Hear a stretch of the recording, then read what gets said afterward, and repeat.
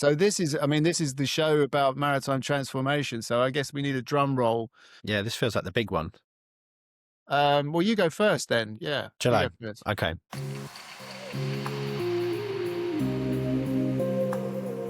Good morning. Happy Christmas, Raal.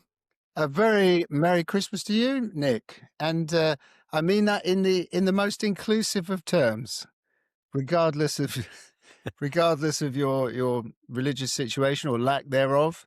Everyone is welcome here on Undocked. But it is the season to be jolly. I'm feeling very jolly. Are you? That's good. It's Yeah. Christmas Eve. We're recording this Yes. on Christmas Eve.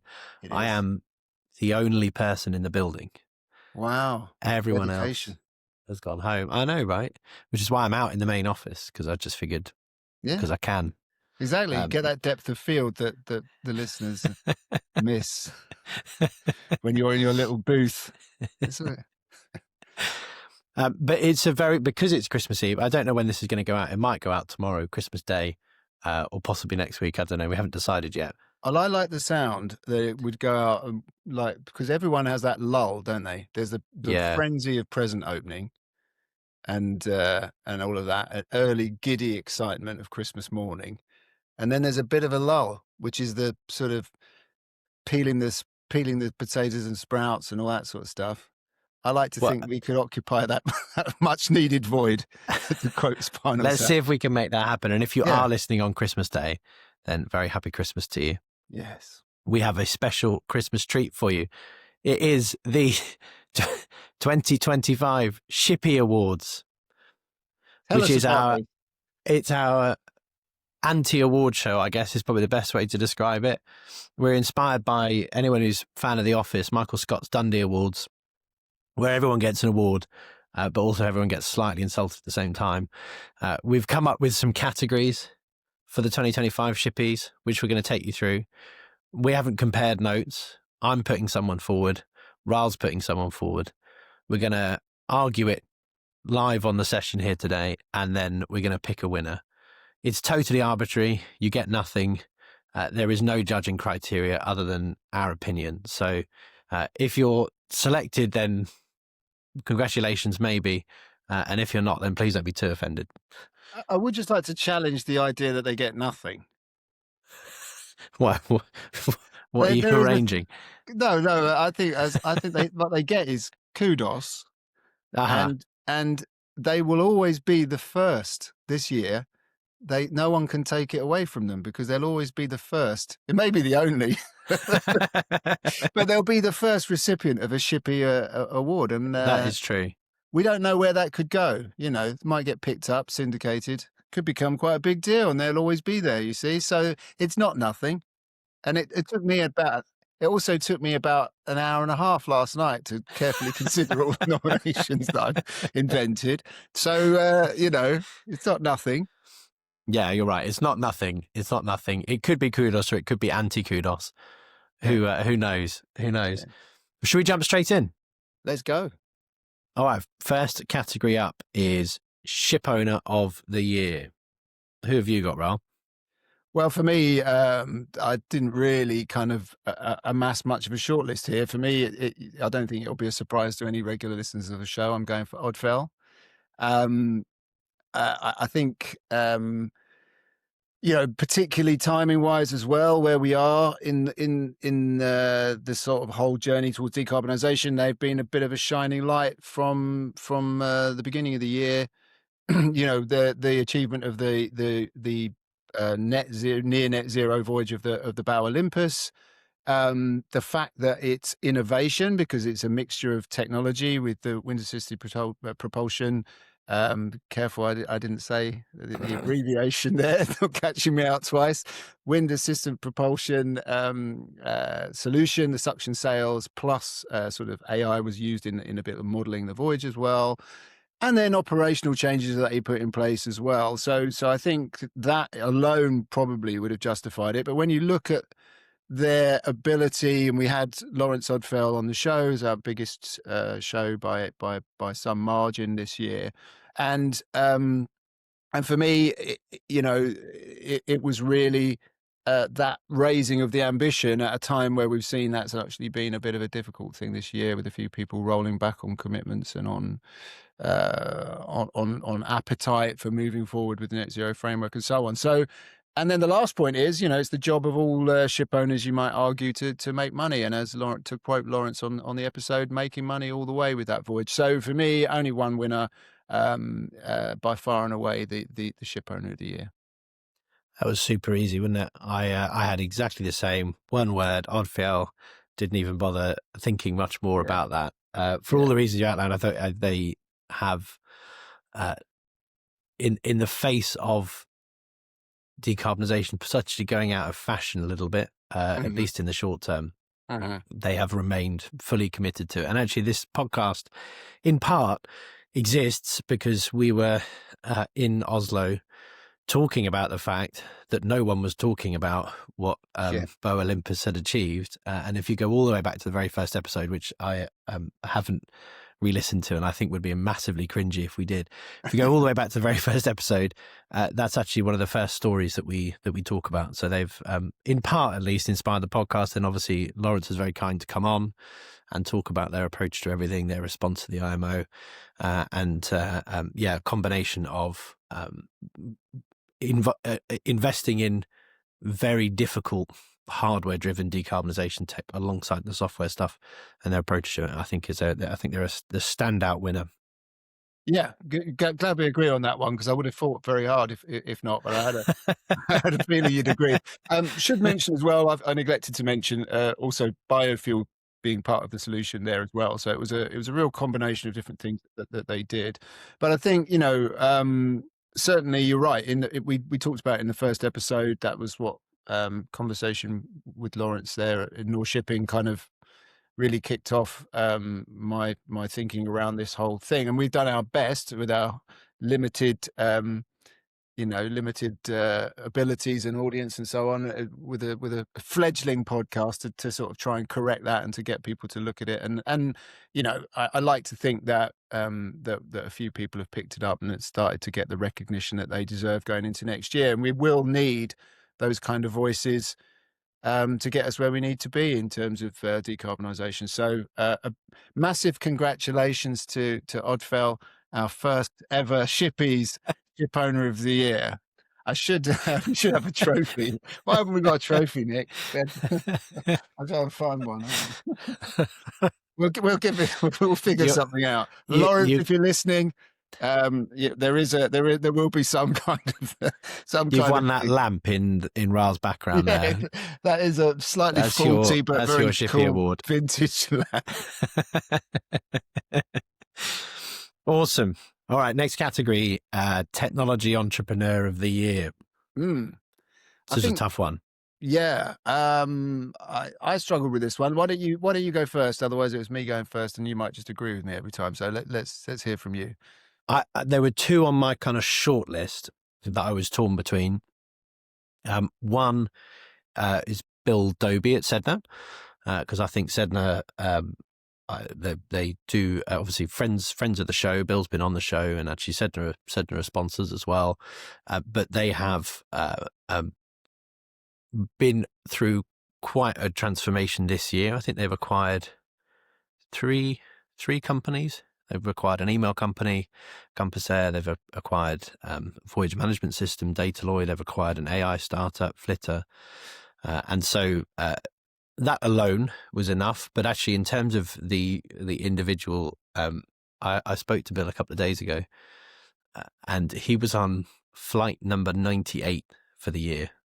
And you can't go on LinkedIn without seeing a picture of Bill in some customer's office in some far-flung place around the world. And it's just the level of commitment he has to getting out in front of customers, I think is quite incredible. Whereas I don't ever really want to leave this office. I very reluctantly get on a plane. I do it, but very reluctantly. Yeah. It's quite admirable. And he does it all with very, very good Canadian good humor and friendliness as well. So yeah, he's probably edges it for me just about. But my second pick the team at Bountiful Blue, Cristina Munoz and Jose Miguel. They just raised $44 million to support the rollout of their suction sails. And I think all of it's difficult, right? Any kind of entrepreneurship is difficult. But I think there are difficult and easy difficult fields to work in. And trying to scale up the production of wind sails for ships is really very much in the difficult category.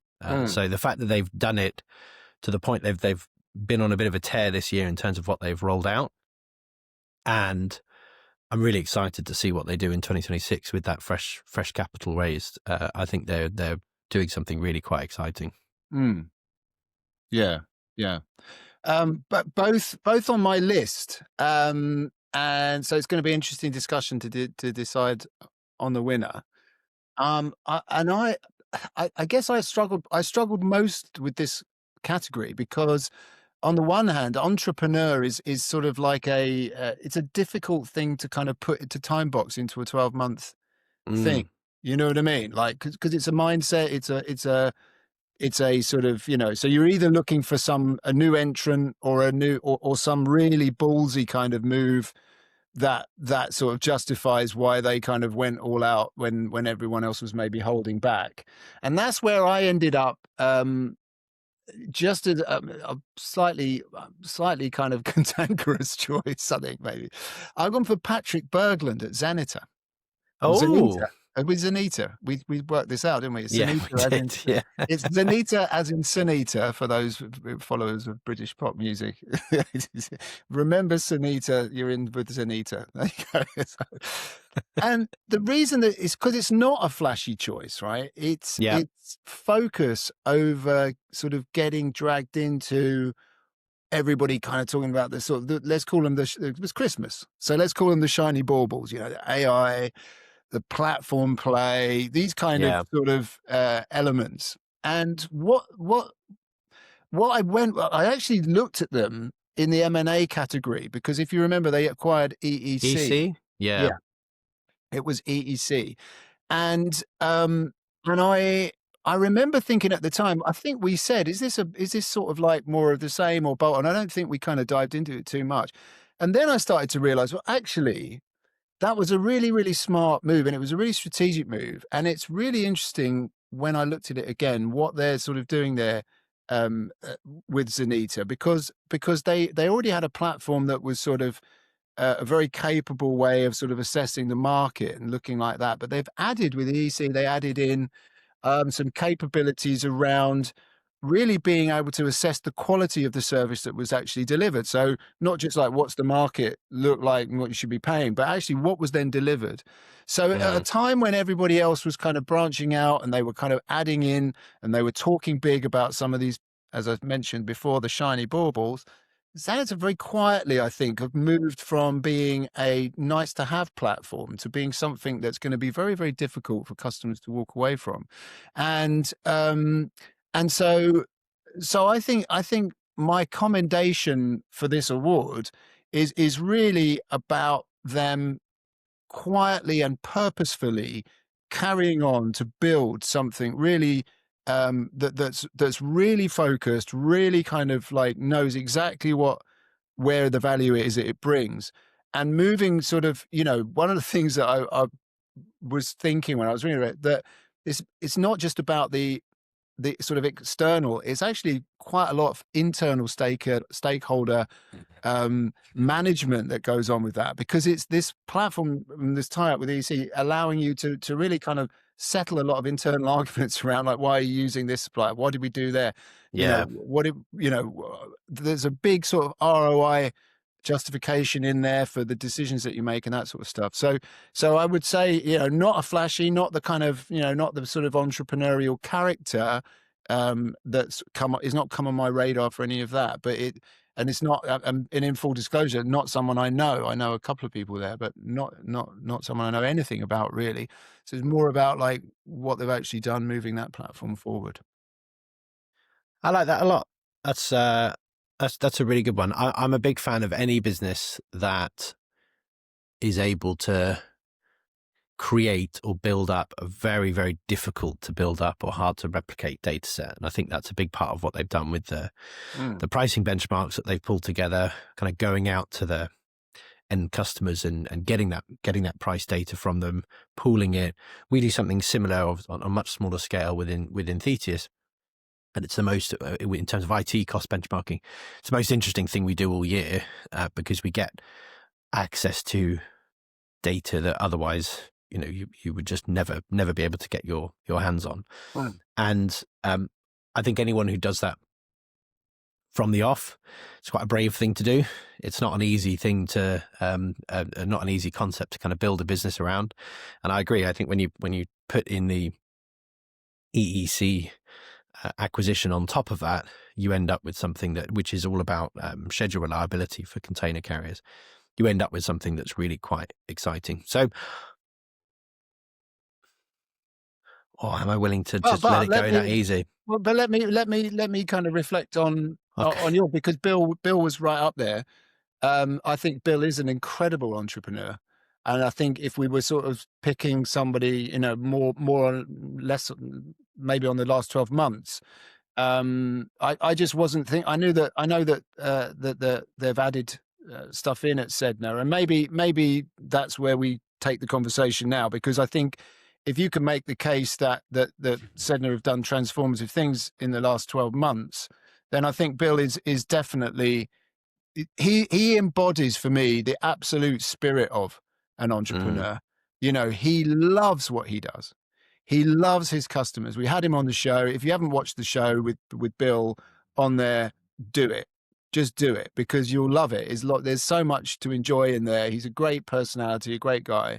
He's really committed to what he does. And their sort of pitch their core pitch is really, really great. And I'm a sort of branding sort of guy. I get a bit obsessed with it. I don't personally think that their key message is heard loudly enough. I think because they do so many things, and it's very technical kind of things that they're doing, they're speaking to people who are kind of, there's that risk that you get dragged into the kind of, well, it does this and this and this, and there's all these, and I'm not saying that they're not getting the value proposition out of a lot of the detail. They're clearly a great marketing team, but I just think that when you look at that core proposition, it's email is much more interesting when you hear Bill talking about what he's talking about. It's more about like, why is email important, that I think maybe gets a bit lost. And when you listen to how email is important in a maritime setting, you realize then why they're such a vital player, and why they've got such a vital solution. So I think that, when you and you will hear all of that, by the way, in the episode. So have a listen to it. But I think the fact that you mentioned there about the getting on the planes and the kicking in the doors and he's still, as the CEO of a big company, he's still doing that kind of startup thing. And when he talks about his early days there in the startup phase, he's got a little glee in his face. That would be the bit where everyone's having a heart attack. That's obviously the bit that he loved that it's missing. And so I think as a personality, I'm very, very comfortable with giving the award to Bill. I think it's really just, was this the year that said that entrepreneurship was demonstrated in some way, shape, or form over the last 12 months? All that over the last 12 months has actually brought me back to Bound for Blue, right? Okay. Let me explain why. Well, right, so yeah, go for it. Zenita's difficult software, right? Email, Sedna, is probably the most difficult software category to build in. And then I think when you go hardware, it's all the way up here. And it's not even it's not widgets that are going to, be clipped to some machine. Is massive sales that are being manufactured in China and then installed onto a ship.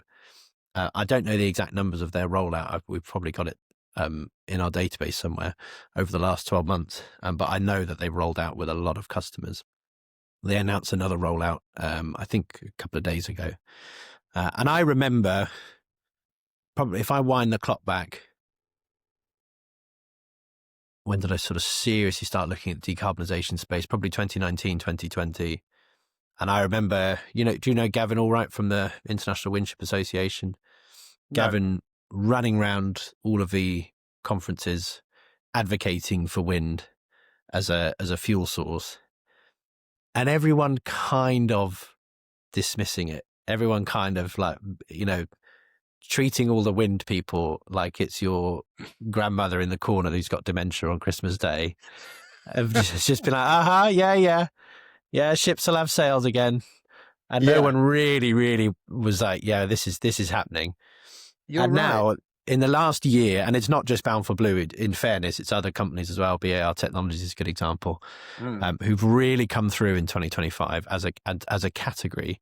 And I think it's now become a viable fuel source for the industry. Whereas if you wind the clock back just 2 or 3 years, that just was not the case. So I'm gonna go against what I said previously, and I'm gonna put a strong stake in the ground for Jose and Christina at Bound for Blue. Oh, you've made it even more complicated. Wind assisted propulsion is something that I struggle a little bit this year. Is this the year? Will it not be next year? Because I was looking at them in the transformation category, and I think it's worth. I don't know. Yeah, I think you've got to look at. We've got to talk about it. We've got to talk a lot of wind, as we were joking last week. But then, what about John? Isn't John a bar? John Cooper. Haven't you got to put John in? I mean, Bar Technologies. How do you pick one? I mean, a lot of the wind solutions have moved at pace this year. What's different about Balfour that you wouldn't necessarily? Because John Cooper is. I mean, I had him on my Strictly Decarb event, and we got to know each other a little bit there. And I mean, he's very entrepreneurial in the sense that he's that little live wire kind of guy that's does a good pitch, and he's going to do well in a Dragon's Den type environment. He's that kind of guy. He is, and I have a huge amount of respect for John. However, I'm something of a purist when it comes to the concept of an entrepreneur. I don't think John started BAR. I think he came in as a sort of hired CEO. Right. And that's not to negate everything he's done over the last been there 5-6 years. No, that's but I think fine. It's spun out of Ben Ainsley Racing, and so I don't think we can much as I think he's a great and a highly entrepreneurial business leader. I don't think I feel comfortable putting him in the entrepreneur category. I assumed he was I might be wrong there. Founder. Right in, John, if we're wrong. Too late, but okay, good. Well, look, I think this, when you frame wind assisted propulsion, when you frame those sails in that journey and story, and you remind me of the fact that this was kind of like, what? You're doing what? And that makes no sense, because they're not even they don't even look like the kind of sails we would expect, that we at least have some history, maritime history. This is like madness. And there were lots of naysayers, and we're ending 2025 looking like the order book is going to go crazy next year. And I spoke about last week about being on that, contributing to that group, the industry group that's looking at how do we kind of provide operational guidance for this and all that sort of stuff. So it's here, it's real, it's taken probably people with real belief to make it happen. So I concede ground. Sorry, Patrick, I concede ground, but you honourable mention.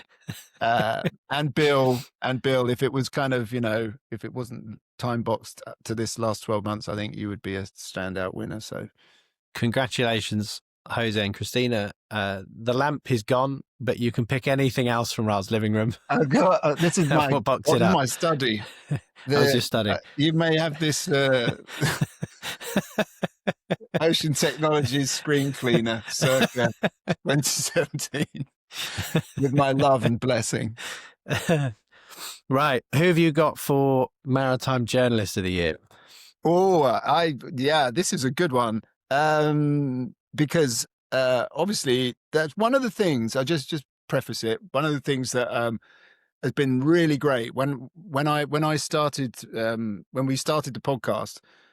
I knew that I was going to have a little period, a little break in career break of a few months. So I was like, one of the things that I thought would be good about doing the podcast was it will kind of force me to stay in touch with Stay in everything. touch. Yeah. So and it has really well, because obviously when you do the show, you sort of, we don't do a lot of preparation, but we kind of actively look around for stories. And by the way, let me just pause one moment there. If you want us to look at something on Undocked, it's very easy. Just get in touch. Just say if you've got something and you think, hang on, why don't they talk about me? Well, it's probably because we don't know about you.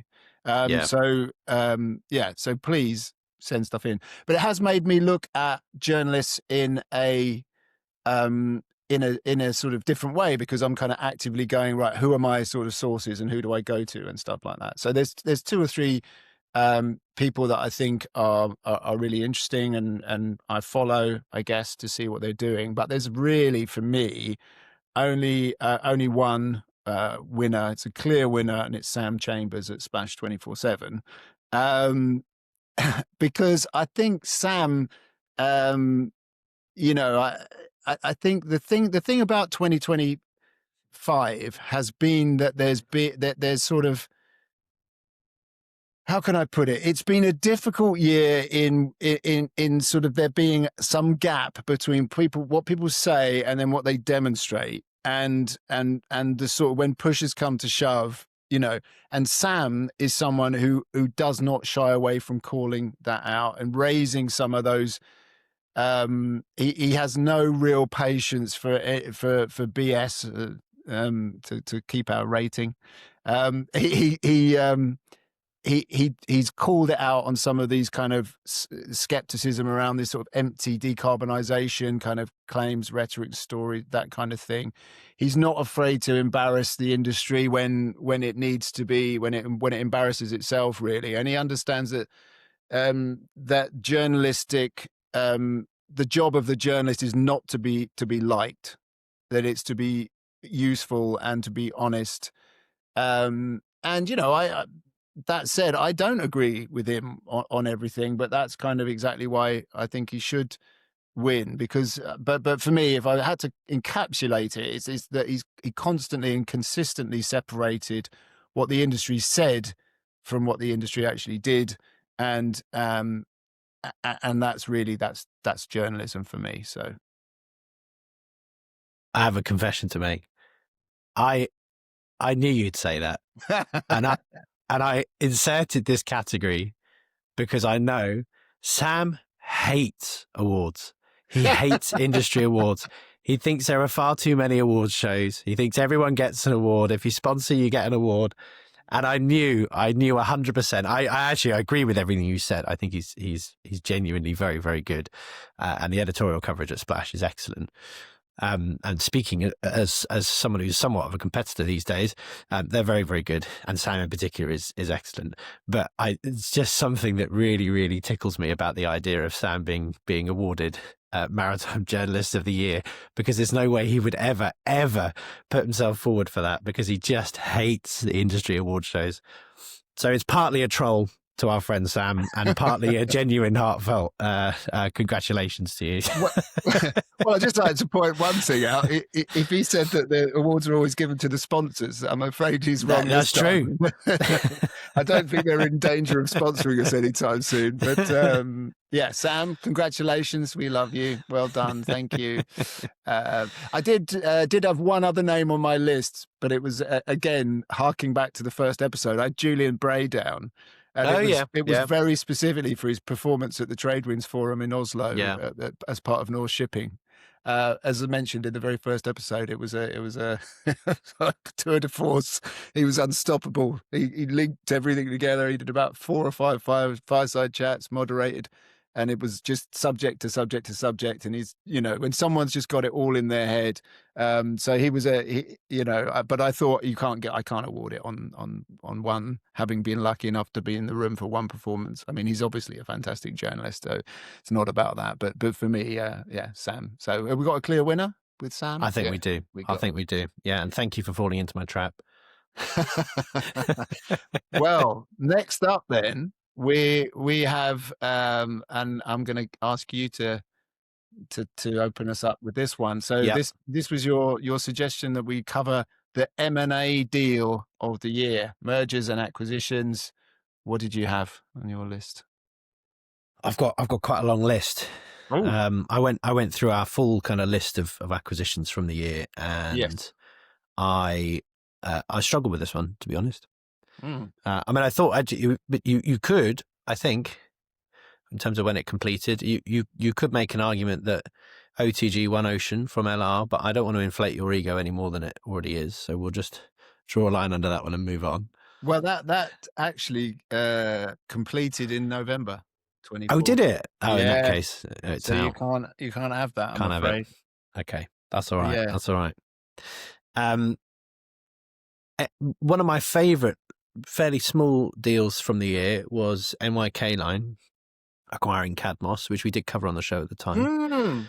So NYK owns Marco Pay. Marco Pay is used to run crew payments for all of their all of their crew, and it's become quite a significant app in the Philippines. They acquired a startup called Cadmos, who are in the same kind of space, and I think they're tucking kind of Cadmos and Marco Pay together. I think, if I'm really honest, what I'd seen of them, Cadmos was the much better product, and obviously NYK, employing tens of thousands of seafarers, has very clear kind of distribution and business case. So just thought it was a very, very nice product acquisition. That wasn't the biggest deal. It was just a strategically really interesting one. Special mention to Sedna again for acquiring Compass Air, Flitter, and Dataloy, all in the space of about 3 months. But we're looking for the deal of the year, and I don't think any of them as individual deals were that exciting. So that I've got two on my kind of short list. One, because it was just so fascinating to watch, and that was Kepler acquiring Spire, which didn't close until I think it was April this year. One, for Kepler, whether you agree with it or not, Kepler going out and buying up basically the entire AIS supply chain is a brilliant move from a strategic point of view for them. I think a lot of their the customers of AIS data around the world are possibly less happy about it because they have built up something of a monopoly in that space. The only other real provider of a significant AIS network is Orbcom, and they got acquired by S&P this year. So it's near enough now S&P Global and Kepler, with some small exceptions. But the drama around that deal was spectacular. I don't know if you remember it, but they obviously made the initial offer to buy Spire Maritime.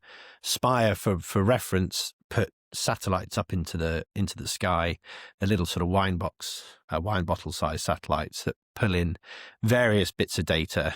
They have ones that do AIS data, they have ones that do weather data, various things in the agriculture space. Riddled by debt and not profitable, really, really struggling. And they were getting to the point where they were rapidly running out of cash and had debt covenants that they were going to breach. And then Kepler comes along and offers to buy a Spire Maritime for $240 million. And that near enough was kind of the saving grace, bless you, near enough was kind of the saving grace for Spire Maritime. And, share price rocketed up sort of 30%, all that sort of stuff. Then in the new year, still to this day, I have no idea exactly what went on behind the scenes. But it would appear Kepler started to drag their feet, and then Spire took Kepler to court to try and get the deal forced through, and then that kind of sat in the Delaware courts for like 60 days, something like that, and then eventually it all just came. There was an announcement made that they've whatever was the problem, they found a solution, and the deal's gone through. And so it actually ended up saving Spire. Spire would have 100% got out of business if it wasn't for that deal. They were a publicly listed company. They'd got to the point where they were getting into trouble with the SEC because they were missing all their filing deadlines, and they were missing the filing deadlines because if they filed, I'm reasonably sure it would have been quite bad news. And then this deal came along, saved Spire. Kepler's ended up buying the kind of full AIS supply chain in terms of AIS data, and will continue on their rapid growth romp. And so yeah, it was a spectacular deal to watch go down. But it's not my winner. That's I was going to say, well, make a very good case. I think it might be my winner now. I just thought it was a good story. No, my winner is actually GTT acquiring Danelec. And I don't know whether you remember this one, but I think it set something of a record, certainly as far as a deal of that size. So they paid about $220 million for it, and it was 15 times earnings, which Danelec, for anyone who doesn't know, was originally sort of going all the way back just in the kind of VDR market. Then they acquired one of their major competitors in the VDR space, and I think they now have something like 17,000 vessels where they've got equipment on around the world. Then they acquired the tech from Nautilus Labs. I don't know if you remember Nautilus Labs sort of going bust. They acquired all the tech and some of the team from Nautilus Labs, and so they got all of the good stuff out of a company that had raised sort of $50 million, and have been able to apply it to the tech within Danelec, and they've now become a much more kind of end-to-end high frequency data supplier to the industry. So with various bits of Danelec kit on board, you can collect high frequency data on board and then actually get it ashore as well for processing and to improve vessel performance and improve safety of the fleet. And I think it's just a really, they built over kind of 5 years a really, really compelling proposition by pulling these three companies together. And then the acquisition to GTT now puts them in line with, or I'm going to forget their names, Vessel Performance Services Software, VPS, Vessel Performance Software, and Ascends Morocco, who GTT had previously acquired. And I think Danelec effectively becomes the kind of platform for all of those businesses. So from the GTT standpoint, very, very strong bit of acquisition play. It's a single deal that I think was one of the more significant ones in the year. And it keeps up the excellent track record that we have at Thetis, where a customer starts working with us, and then about a year later, they get acquired for hundreds of millions of dollars. So it's got to be my winner for the year. What was the size of the deal? You just mentioned it, I think. 220 million, I think, in US. Okay. 220 million, and you said 15 times. 15 times earnings, yeah. Okay. Hard to argue with. Just for the sake of balance, I thought, looking back at this year, I'm glad you called out those examples, because it shows what kind of, was it at the beginning of the year? I think it might have been hang on, I have to just check. Yeah. Anyway. It closed in July, but I think it was announced right at the beginning, or possibly even right at the end of 24. I can't remember. Yeah, so I mean, this is the danger when you do these kind of year roundups, isn't it? You sort of tend to kind of gravitate towards the kind of the more recent past, and you do forget some of the early things. But my overall feeling when I started thinking about this and scratching my head a little bit was that this year was a bit of a damp squib for M&A. After a very busy 2024, there were quite a lot of big deals in 24. You mentioned the one I was in. Maybe that's coloured my, perception a little bit. But I started thinking, well, there wasn't really any massive moves as we were sort of perhaps expecting in the SaaS world, and as the bubble kind of maybe burst a little bit. And so I started looking like, well, what else kind of happened, and things that might have missed my radar. I came up with the acquisition of the majority shares of Golden Ocean by CMB Tech. Oh, yeah. Yeah. So they've acquired a majority stake. And so Golden Ocean Group, world's, I think they're the largest dry bulk owners. I think 90 vessels, something like that, 14, 15 million deadweight tonnage. Maybe I'm slightly higher there. And a very cyclical market, basically. But they're a very strong cash generator in up cycles. They're typically in sort of the bulk kind of commodities that that tend to always be sort of in use and in I nearly said in fashion then. I don't think bulk is in fashion, but yeah, sort of iron ore trades and that kind of stuff, sort of stuff like that. So CMB Tech, controlled by the Sayers family, is that how you say it? I think something like that. Long-term capital platform focused on sort of, on other things. And so I think what's kind of interesting about this is it's really kind of when I did the Strictly Decarb event, we had 3 levers to decarbonisation. One was sort of the hardware, the kind of the wind assisted stuff and the modifications to bow. One was operational excellence. So that's more kind of like changing the way in which we actually run and operate ships, some of the human factors involved, that kind of thing.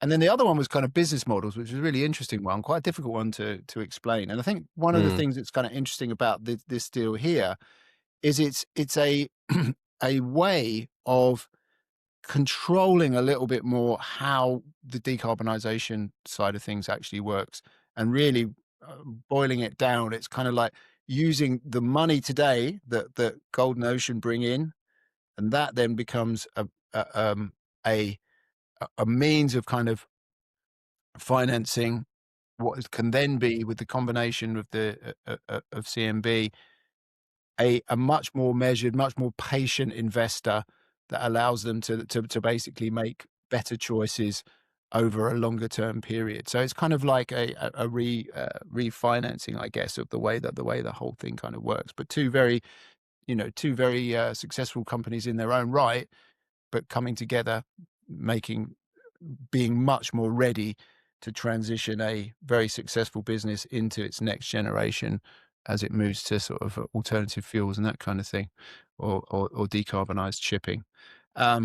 However, I will not even bother trying to defend that against the example that you gave, because, well, I was going to say the spirit of M&A is really, for me, it's all about that kind of really super transformative deal, and you can't argue with 15 times EBITDA. You just can't. I mean, that's the kind of, people say those kind of multiples don't really happen, Don't exist in shipping, don't happen in tech anymore. They did it for a time, and it was done. So I'm prepared to concede on that one. I will say CMB Tech, they were on my kind of long list. They are quite an impressive operation. And then they aren't just a ship owner. I think they own about six different fleets of different ship types. They've got bulk carriers, they've got chemical tankers, they've got all sorts. But they are a heavy investor in decarbonisation, as you say. And I think the thing that I really like about that is the kind of integrated approach of saying, we aren't just going to be a ship owner. We are going to make the technology that will enable the transformation to happen, and then we're going to use it in our own fleet. And so, if it was last, you're making a better case for them than I did. if it was last year, I think it was last year, I probably would have had them in, because it was Euronav. Yes. I think Euronav acquired CMB Tech, and then they sort of backed Euronav into CMB Tech from a kind of brand standpoint. And now CMB Tech's the kind of top bit. But yes, they had Euronav as the kind of main platform. And then you've got the Golden Ocean stuff has come this year. But if you go, I'm just going through our kind of history on them. They have been pushing ammonia and hydrogen for at least the last kind of 4 or 5 years. Yeah. World's first hydrogen powered tug at Port of Antwerp, that they were behind that. World's first ammonia fuel bulk carriers. World's first hydrogen dual fuel straddle carrier launched in Antwerp, again by CMB Tech. the world's first marine dual fuel hydrogen gensets. I mean, they've literally, their history on Thetis reads like a set of world firsts. So I am going to stick with Danilek, and I think you're right. I think 15 times earnings should be the thing that wins. Even though CMB Tech, I have the utmost respect for as an organization. I think they do really cool stuff. Yeah, and again, I think I think what I was missing in that in the M&A landscape was those big deals. I think 200 million is a big deal. 15 times is a big deal. And you've also explained how it's not just it's not like they're just adding in an EBITDA vehicle that gives them a bump. It's it is also a piece of the jigsaw that allows them to then complete the thing. So yeah, maybe I should have been more glowing. I'm now convinced it was quite an exciting year for M&A. So there you go. It was quite an exciting year for M&A. I trying to remember the stats when we did our last M&A report. We tracked something like nearly 200 deals over the course of the year. Obviously, most of them are quite small, but there's a lot of deals, but a lot of them were kind of little bolt-ons or tuck-ins, or like not so much the big transformative things. And I think in part my feeling towards it is that going into this year, it sort of felt like there's so much M&A activity, and there were so many whispers all through the year that there's going to be some big deals. There's going to be some big deals. I think we were perhaps all kind of expecting a little bit too much. So now we'll go into 2026 kind of imagining that not much is going to happen, and then January there'll be like it's a good tip for life. If you want to live a happy life, just lower your expectations. If you go in with high expectations, you'll almost certainly be disappointed. It's true. Our expectations of this podcast were exceptionally low, I can tell you that much. They were indeed. And I've never been disappointed. There we are. Next category. Who is your decarbonisation champion of the year? Okay, so I think it's a difficult one, isn't it? It's hard because I'd love to be able to say Arsenio Dominguez at IMO. I think if you look at someone who's really championed it, who's really kind of like put heart and soul and everything into it, and has done such an amazing job of kind of like bringing industry together and stuff like that, I think would have been a very clear winner. I think I struggle a little bit with the fact that when it came to the final hour, he didn't pull it off. I mean, but it wasn't because of him, because no one person can do it, and so that so that makes me think, well, maybe his time will come for sure. I think he's the man to do it, but I think maybe it would be weird to sort of maybe do it this year on that basis. So for me, I'm coming back to Odfell again, and a guy called Øystein Jensen, who is the chief sustainability officer for Odfell, and I think again it sort of echoes a lot of why I picked them as the ship owner of the year. But I think Øystein himself is an extremely modest man who will absolutely hate me sort of calling him out, but I think he's someone that throughout the year, I was present at a lot of privilege to be at a lot of events in the course of this year, and Øystein was there, as a voice. He was there at the high level meeting in Oslo, stood up, and I saw him making his case then, raising everybody's levels of ambition in terms of what could be achieved. He was obviously talking about the Bow Olympus voyage again there as an example. He's also was the champion. He came very gamely, represented operational excellence on my strictly decarbonisation thing. So I saw how he argued there. But this is, over many, many years, I've seen his sort of very tireless way that he goes about it, extremely modest about it, extremely fact-led. There's no hyperbole. There's no overselling with what he does. He's just a very clear voice, and as now I should also say, I mean, not really related, but he's also now been elected. I think it's chairman of MACN. I think that's the position there as well. So on anti-bribery and corruption. So he's not just a decarbonisation guy. He's also much more broadly about good governance and doing the right thing. Yeah. So he's my net zero hero once again. Net zero hero. I like that. We'll have to rename the category. Well, that's what we called him in the Strictly Decarb thing. Oh, So, did you? Right. Okay. yeah. He Very got a good. cape, and he got a cape and everything. Yeah.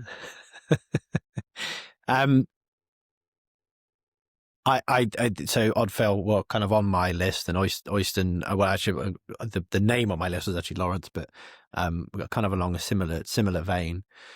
But we don't want to give too much love to Oddfell. I actually think potentially a controversial pick, but I think a very practical pick would be Torsten Pedersen of C-SPAN, who obviously came on the show a few months ago. One of my favorite interviews of the year, but he was very, very deliberate in how he talked about their approach to decarbonisation, and that they view the entire thing on 5-year cycles, and they quite deliberately look at what can we do in the next 5 years to improve our carbon footprint and take us towards a goal of net zero. And I really like that they have a very, very clear goal for net zero, but they are very open, and he in particular is very open about the fact that he'll be dead by the time the deadline reaches. And I think a lot of industry will quite happily sit back and wait for something to happen, whether it comes by regs or whether it comes by some new technology that enables it to happen, rather than taking the very, very practical, very pragmatic approach and saying, right, between now and 2030, what are we going to do? What are the technologies we can deploy to actually make this, to get us closer to the goal? And I think it's that kind of approach ultimately that's going to win the day over the kind of big, grandstanding of we're gonna make ammonia work at scale across the entire industry. That sort of stuff. However, he's not my pick. I think you were a little harsh on Arsenio. Arsenio Dominguez was my pick for Decarb Champion because I watched him in the run up to the Net Zero framework, and actually I saw him at a lot of events at London Shipping Week, standing up on a stage passionately. The level of passion in terms of the advocacy he gives to the topic of decarbonisation, and the level of absolute certainty that he has about the net zero framework passing. And he was very, very clever in how he talked about it, because in the kind of face of growing opposition kind of through September and into October, he has never ever admitted that the net zero framework might not pass, and even in how it came to be that it's been deferred by a year. I'm certain if you spoke to him now, if he was here with us now, he would say it 100% will pass. And I think if you're going to push for such a major change across the industry, it requires that real passionate leadership with a very, very clear vision of where we're going. And I think he brings that in spades in a way that I don't think the IMO has done. No. I mean, in any other time I've been in the industry, certainly. I've never seen a kind of figurehead for the organisation that really, really advocates in that way. So in terms of someone who is championing the cause, he's very, very clear winner for me. Yeah. I mean, if you think about like what is a champion, it's that sort of that person who is imbued with that sort of, I don't say self-belief, because he wouldn't welcome that. It's not about that. But when you think about a champion, they've got that kind of drive, and that doesn't occur to them that they can lose, and that's how they go out there and they do it. And he's got like the weight on that guy's shoulders throughout the course of this year was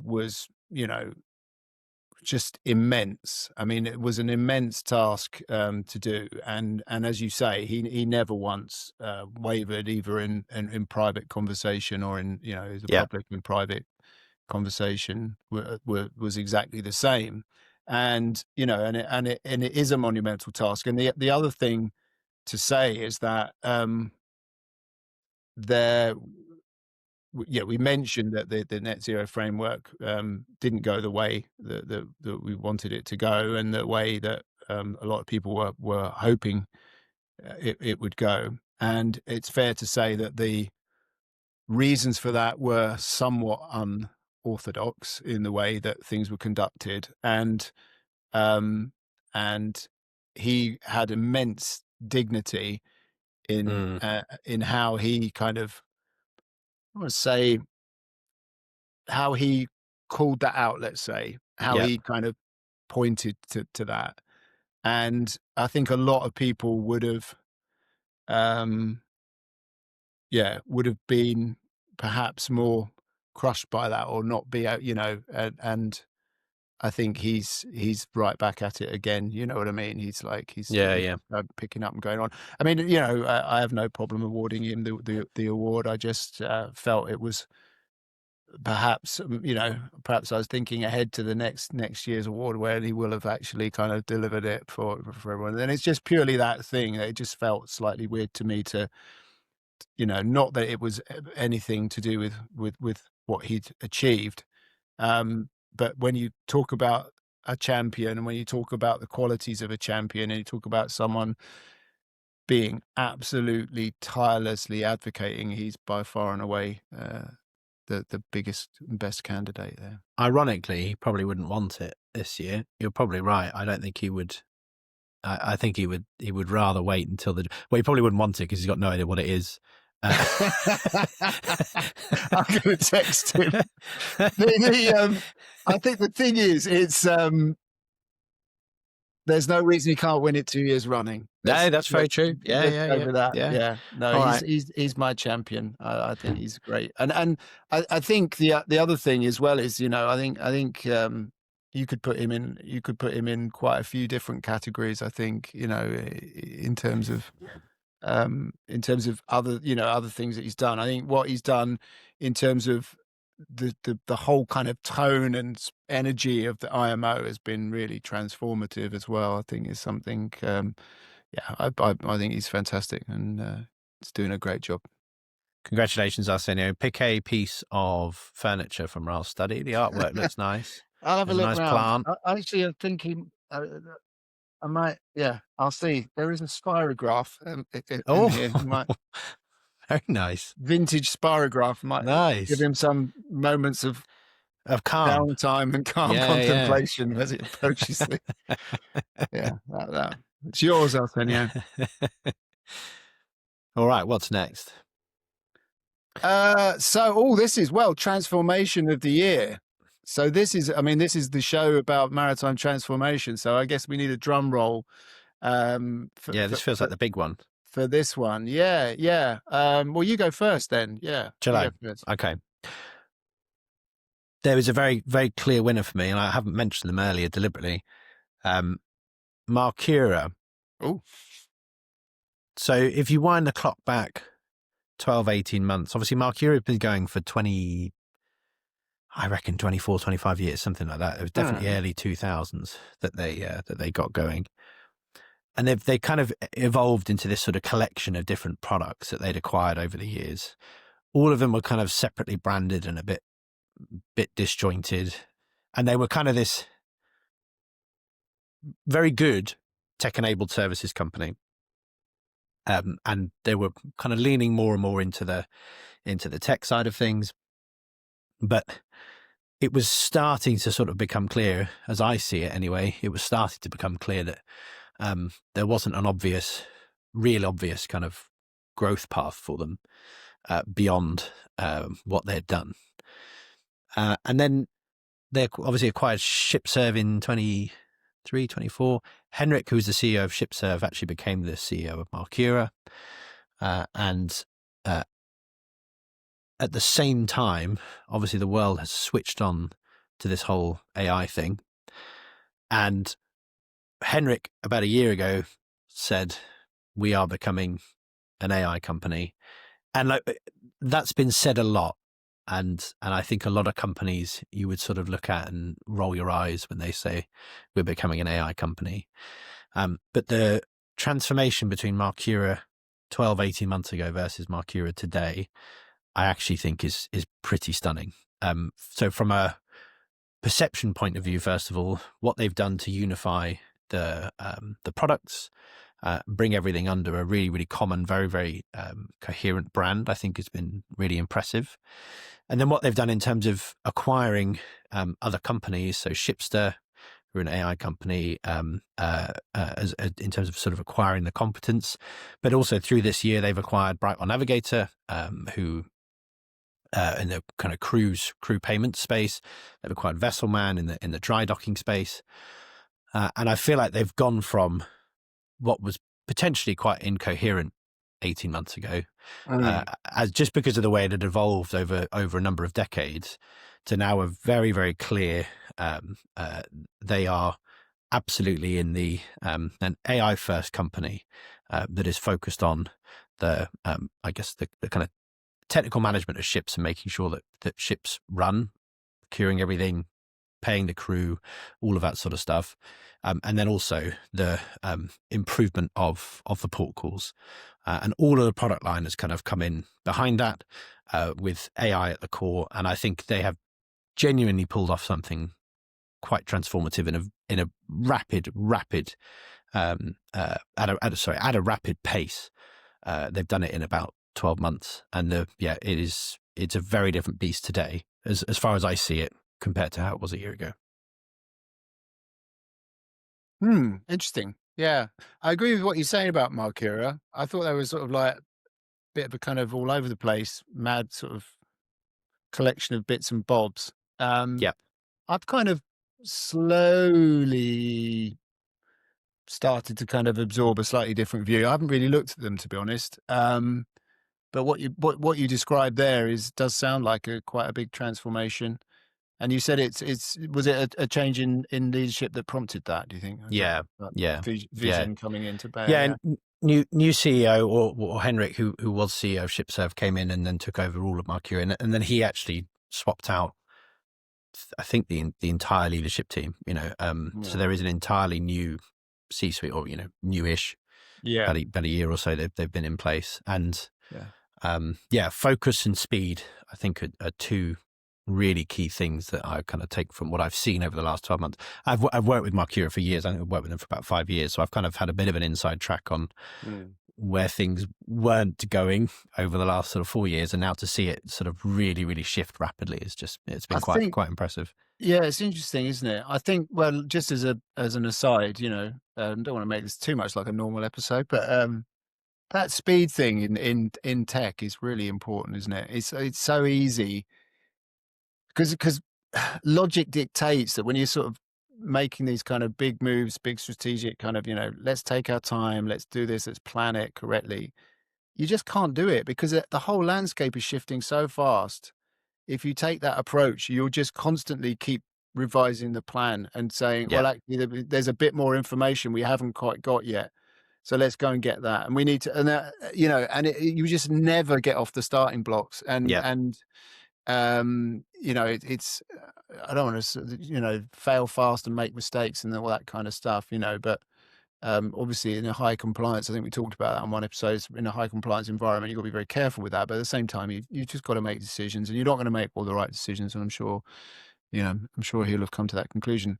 I have a very different contender. Oh, go on. That I think you're going to find it quite hard to argue with, because is this about sort of like, when we talk about transformation, are we talking about sort of things that have, changes that have kind of come about, or are we talking about sort of more about people and driving change? And I struggled with this one because I sort of found myself going off and grabbing calendars and stuff like that, so to see when things actually happened. So one of my pitches was for Ockinf, because although Sire 2.0 came out at the end of last year, it became operational this year. So the transformation actually occurred in 2025. That's when it sort of became operational reality, and when we see the sort of change across the fleet, and it stopped being, it became the the instrument this year of real change in terms of performance. And when you look at in how we sort of look at performance, I should say, and when you look at that behavioral dimension, all that sort of stuff, and I think, you know, if you want to sort of say it's never one person, is it? It's always a combination. And I think the team at Okinf, you know, did an amazing job. Obviously, you know, Karen Davis was the leader of that transformation. You know, I think another contender or worthy of mention, on a slightly more on the sort of side that you're talking about there, is, you know, this was the year in which Guy Platten stepped down as SG of ICS. Now, Yeah. not huge things happening for ICS this year, but if you think about, like, well, that ends his tenure on that, and you look at where ICS were as an organization, International Chamber of Shipping, before and after, he really remodeled that organization. You know, took them through quite a big transformation that's ended now, and a job he'll be missed, and it's a job very well done, and an amazing guy, so worthy of mention, but not the winner. So I was kind of looking at these, you know, who are the people who have done these transformative things. But then when I sort of got that hat on, I think the winner has to be the EU for implement maritime EU ETS. The much hated, maligned, you know, in many circles. I'm not. So this is not an award for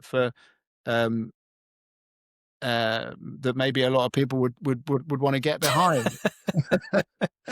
EU is often kind of abused, isn't it? But if you think about the actual transformation of where we were prior to where we are now, and now, you know, that the landscape of shipping has actually changed in quite a profound way there. And we'll no doubt talk about this in a little bit as well. You know, to actually have gone from these kind of aspirational, you know, oh yes, the decarbonisation of the future, and kind of talking about and just saying reality, bang, we're now policing these measures. It's now going to cost you, and the mechanisms, of course, there's still a lot to argue with in that. But I think, you know, if you think about like the before and after, it's been a seismic transformation, really. That's a great answer, and you're right. I will struggle to argue against that.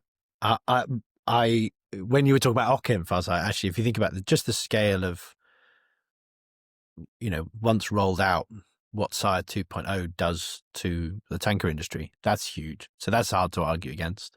So that probably Okinf probably pips Mercure on its own. But you're right, when you think about the first EU ETS bill is due now, isn't it? So everyone's paying their bill at the moment, and I imagine what's the point of these kind of mechanisms? It's about driving behavioural change, forcing change, really. Yeah, right. Yeah. That's the difference. I think there's nothing sort of coercive about it. It's not like an ESG report that might affect the financing. You know, it's like, no, come on, pay. You pollute, you pay. Simple. And that model is being replicated. There are various places around the world, various countries, various regions, and even, you know, individual states in the US, for example. California is looking at basically copying exactly that model. So there is a slight risk, if the net zero framework doesn't come in, that we end up with a lot of these. But you're right, in terms of a pioneering change that has genuinely transformed the behavior of the industry. I think you're right. I think we have to give it to the European Union. Never in a million years thought I would say that. Well, they're not perfect, are they? You're not going to be, you know, that 27 countries. I mean, you know. That's funny, isn't it? Because obviously the conversation we were just having was about speed. And the European Union would never be up there for me in terms of speed. But there is also something to be said for scale. And the ability of the European Union to legislate over 300 million people, that does give you some power to make change. Yeah. The other thing as well, just on my list, shout out to wind assisted propulsion once again. because that is looking like genuinely Yep. transformative. But I think it's come a little bit too late in the year for the delivery of that transformation. I think that we will see that maybe a contender for next year.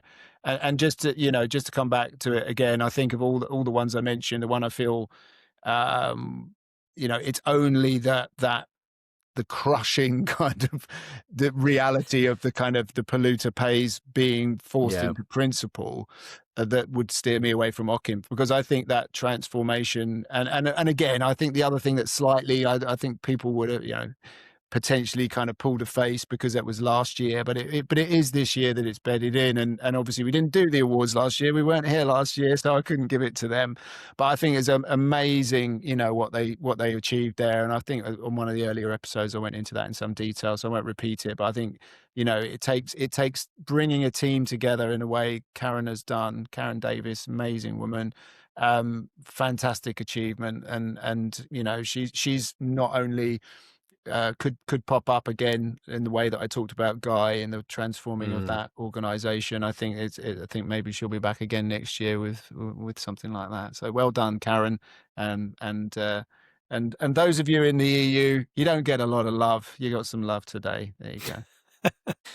All right. What was your gaff of the year, Raal? Well, given that we don't have a access to in-house counsel, I've avoided some of the many gaffes, some of which I could point to, which be quite mischievous and but get me into trouble. So I think the biggest gaffe of this year was the failure to agree the net zero framework. I think as an industry, that was after years and years of consultation, the working groups, the roadmaps, the rhetoric, we were unable to support our regulator in as an industry in getting the credible net zero framework together at the exact moment where certainty was needed. And I think when people kind of people called out a lot of reasons why it was wrong and all that sort of stuff. Well, all of those reasons were present and evident in the early part of the year when everybody kind of agreed in principle to it. So it's, that argument does not stand up really well to me. And a lot of the objections were, things not being clear were built in to clarify within the course of the agreement itself. So for me, I really want to make it super clear that when I talk about this as a gaffe, I do not consider this to be a failure of the IMO, and certainly not of our Senio, as we talked about earlier. This is a failure of the international shipping community, but beyond that, of the actual, the global community, because a lot of people, I feel, came in to wade into that weren't typically involved in shipping. I think it became sort of a wider thing, and I think that's one of the reasons that went there. But the whole point was to get certainty, and we didn't do it collectively. And I think the reason that that's an even bigger gaffe is that I think the thing that people were worried about will happen anyway. It will just happen in fragmentation. The deadline for the planet isn't moving. So this idea that we bought some time, we didn't buy any time. We're losing time. We're punishing early adopters, people who had invested, and when we need technological innovation, the sort of people that we've been talking about, we need them to kind of get their finance. We need them to get, so we've once again punished those people for doing what we asked them to do. And I think overall it'll end up with higher costs and not lower costs. So for me, that was an unmistakable gaffe. That's a great answer. Same as you, there are a few rattling around my head, and possibly if we'd been drinking eggnog through the course of this recording, I'd have the balls to say them. But instead, I've kind of bottled it, and I've gone for a personal gaffe that I had. And this was in the 2 or 3 days before Crew Connect in Manila. I got brought onto a sales call, and I saw it come in. And I said, I'll take that, because it was my friend, our mutual friend, Joost van Ray. And I thought, oh yeah, it's always nice to catch up with Joost. So we went on the call, we gave the presentation, did all of that sort of stuff. And then at the end of the call, I was just sort of making small talk as you do. And I sort of said, are you going to Crew Connect, Eust? And he said, Nick, I'm on your panel. I thought this call was going to be a prep call for the panel. And you and you've been sat here trying to sell to me. And that was the point where I realized that possibly I've begun to under prep for these things. Wow. Yeah. I could call out 2 or 3 other times. Okay, we can always edit it out. But I think you're sort of you're a man in demand, let's say, and you're also very willing and very keen. So I think you tend to sort of overcommit to these things potentially. And I'm reminded, and by the way, you always pull it off. I mean, that's the real judge here, isn't it? But I was reminded of Sean Maloney grabbing me at London International Shipping Week, saying, like I was your dad. Like, where's Nick? And I had to assure him. I said, look, I think you were doing a moderating a panel, weren't you? And I was, and I had said to Sean, I was very clear with him. I said, when you accepted. There is a risk that I will not make this at all if something else overruns. And I flew across London on a Boris bike and arrived very, very sweaty, shook Sean's hand, marched up to the podium and looked down, and there were no notes, nothing. And I was like, I don't know where I am, what I'm speaking about. But it all went well in the end. Yeah. That's okay. Luckily you didn't raise the prospect of personal gaffes, otherwise I could probably gone on for quite some time on that one. But your gaff is a genuine, I think, as a genuine good gaff. It's not necessarily one you want to win. And given that I'm the nomination, I'm going to shift it back to you and suggest we go for. Is that the IMO that gets it, or just net zero framework? No, not the IMO. I think it's a collective. I think this is one of those. We all own a piece of this. We've all messed up. Yeah, because just as I think we will all be the net, beneficiaries of whatever comes out of it. You know what I mean? Very true. I think we all have to own it. I mean, when you talk about that and you look at, we talked about champions. I think if we all, because the problem is when you've got something really big like this to pull off, right? There's always going to be things that not everybody likes everything, and there's always going to be people losing a little bit, and you have to, if you want to be, you have to accept that. And this is one of the problems with our entire way that our entire political system is going. People are becoming more and more polarized and more kind of like it's harder and harder for people to agree to compromise. But that is the nature of trying to to govern countries and planets, and do things. So do something together. We're not all going to get everything we want. We just have to keep that energy and that positivity and keep the eye on the prize of and really think very carefully about what's going to happen if we don't get this. And that's why I was saying the reality is not that it goes away, right? The reality is that you're going to see fragmentation. And as I've said many times before, I came into an industry that was and into a business that was able to be successful because it was globally regulated and because we could sell to a whole market that were all playing by the same rules. If that breaks down, I think we're all going to be in real, real trouble. So that was on that happy note.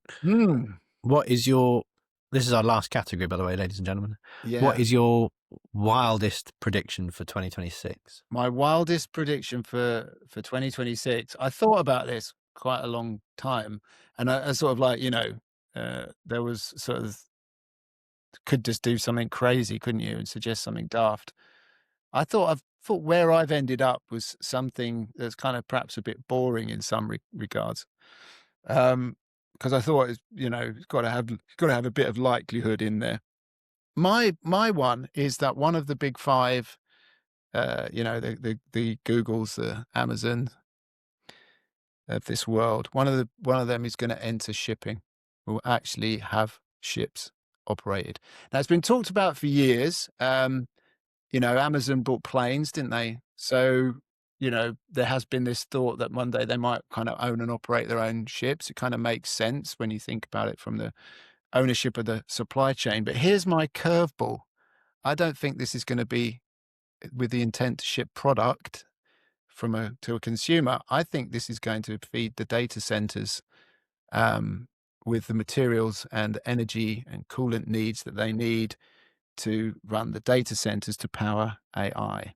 And I think that if you look at what's, the power demands of AI are completely outstripping capacity. They're the goods and everything needed to be able to run these kind of mega data centers to win the war for artificial general intelligence. So I think, I think that we'll see a move to kind of take that under control, to kind of to be able to have that certainty. They'll kind of enter into having their own arrangements with ships. I like that. Although I'd hate to burst your bubble, but Amazon have actually been doing this for about the last 4 years. I With don't their know own exactly vessel? how. Yeah, they've been chartering their own ships. They're all ex. So they're not operating them themselves, but they're all like ex Maersk, ex CMA ships that are a little bit older. Amazon have just started chartering the entire ship and running them themselves. Although, all the technical management's done elsewhere. But it is not to do what you were talking about. That's purely getting goods out of China and into the US, which is where they had their big bottlenecks. I think they started in 2021. Well, I'm glad that was where I went first, and then I started imagining a little bit harder. So it's good. You would have made me look like a right fit.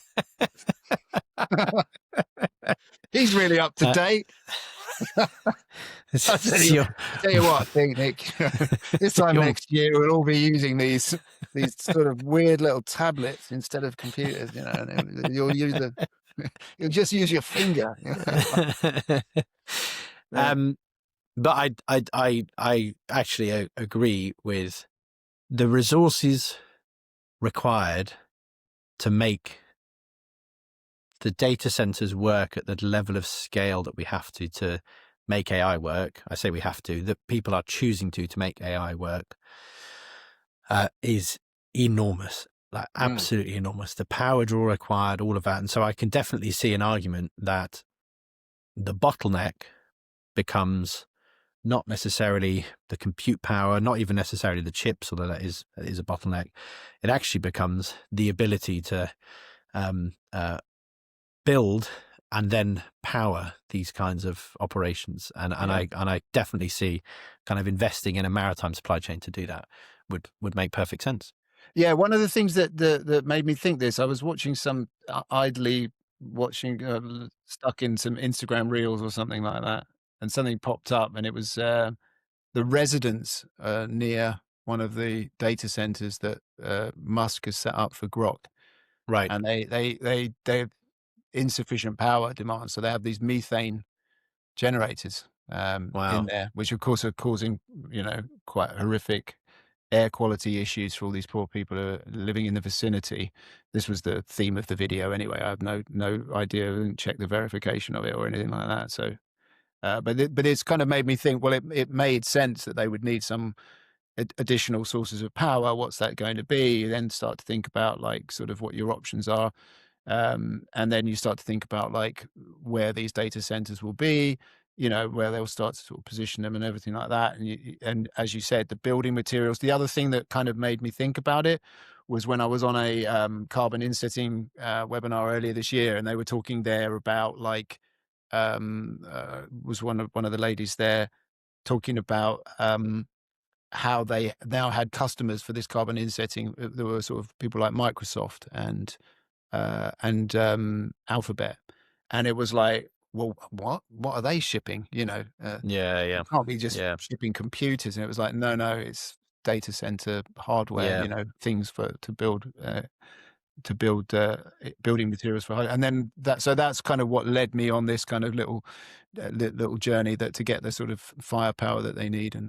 It's a wild prediction. I think you're right. I mean, they're much more likely to just start shipping it generally. But if you think about like the vulnerability of the global supply chain, and the seizing of ships, let's say, becoming with people that you don't like, you know, Yeah. um, the dark fleet, et cetera, et cetera, et cetera, you do start to wonder whether shipping will become more and more considered to be a sort of something that needs to be, I was going to say, assured, let's say, Yeah. in a perhaps a different way, and that might lead to these sort of things. So a wild prediction, but it could happen. I like it. It's a good one. It's a good Mm. one.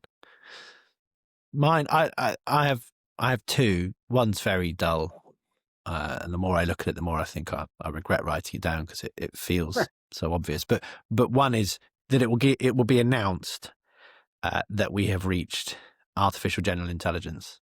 I don't think it will be out in the wild. I don't think we'll ever see anything. Well, not ever, but I don't think we'll see anything like that next year.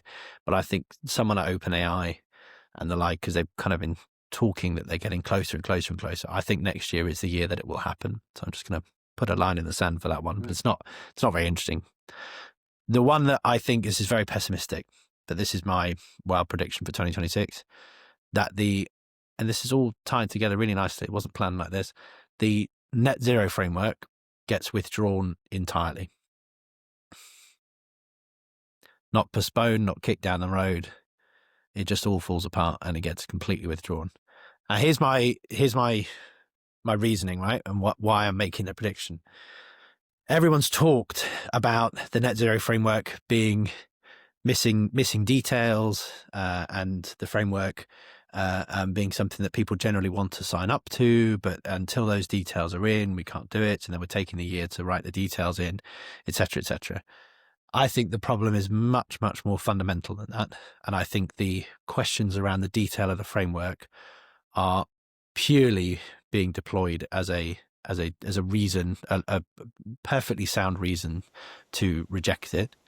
And I think the bigger reason is that the industry has just completely lost the narrative on decarbonisation, or those in the decarbonisation camp have completely lost the narrative, full stop. I think we've seen that from the very, very top of US and international politics, right down to the conversations that are being had at the IMO. It was going back to the interview we did with Lawrence Odfjell. It was it was very, very difficult to land on the moon, but it would have been impossible if people didn't believe the moon was real. And I think we're actually going all the way back to people not believing the moon is real. And I think there's a real risk that the industry loses the narrative on decarbonisation, the framework gets withdrawn, and that's I think a bad thing for the industry generally. But I think it speaks to a wider issue of the industry losing the narrative, full stop, on things like the importance of shipping to global trade, the importance of shipping not being politicized in a major way. I think there's a whole host of areas where the industry is at risk of losing the narrative, or just never managed to get it in the first place. And I think that is the biggest challenge the industry faces next year, and something that should worry us all. Happy Christmas! Yeah, I mean, if you ask me which of our two predictions is more likely, very sad to say, I think yours is probably more likely. And yeah, and we should have perhaps. This was meant to be the fun. Yeah, The fun bit. maybe we at should the have done end, this up Nick. front. Yeah. Well, no, you're going to do that. Everybody switch off if they're still listening.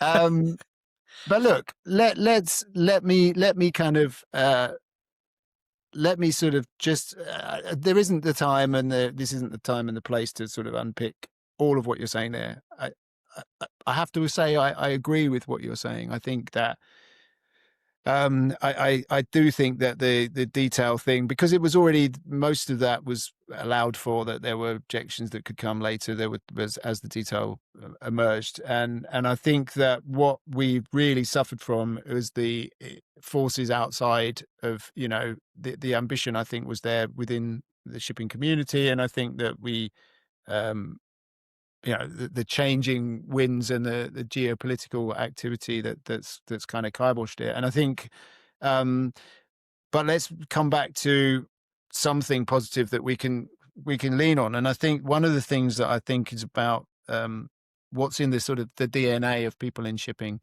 are extremely kind of practical people and extremely kind of like resourceful people, and are unafraid. This is the history of the people that have been setting out on oceans without knowing what the destination is, for thousands and thousands of years, into incredible kind of storms, and incredible, considerable personal risk, in the hope of kind of, finding that sort of new land, or that new, to execute that sort of trade or whatever it is. And so I think if I back this industry more than I back any other industry to find a way through. Genuinely think that we were possibly more ambitious than the rest of the world. And I think that the other thing is that as we see things like EUS, ETBES being replicated, as we see more and more countries saying, well, look, someone's got to pick up the cost of what's going to happen here, of the kind of sea defenses that need to be made in a global, in a world in which global temperatures are rising, as we see the impact on whether, unpredictable weather is bad for shipping too, right? These are all things that are coming down the pike if we don't find a solution. And so I back us as an industry. I back us to get our heads together and to cooperate, in even if the rest of the world is not doing a great job of that. So that's my kind of message of peace and goodwill to all men of all faiths, and men and women, of course. And I use the term in the widest possible sense. Well done you for turning my spectacular pessimism into a rousing clarion call for everyone for 2026. It's Christmas. Light a candle. Think about it. And the other thing about this time of year is, like, it's a new year, right? What it lies in our power to do, it lies in our power not to do, right? So go into 2026, look at yourself and say, what do I want to do? What do I want to be? How do I want it to be? You've got to take advantage when you talk about transformation. Really got to take advantage of hitting that point, because human beings in that turning of the year are receptive to change. And that's a real opportunity there to grab that. So, so all of us should be thinking about, like, what do we want to do? What transformations do we want to make in 2026? And how can we be a better version of ourselves? Oh, my gym subscription lapsed 4 months ago, and now you're inspiring me to go and reactivate it. Do it. Do it, my son. Right, on that happy note, happy Christmas, everyone. Happy New Year. Yes. Peel the spuds, peel the sprouts. We love you. See you in 2026. Bye all.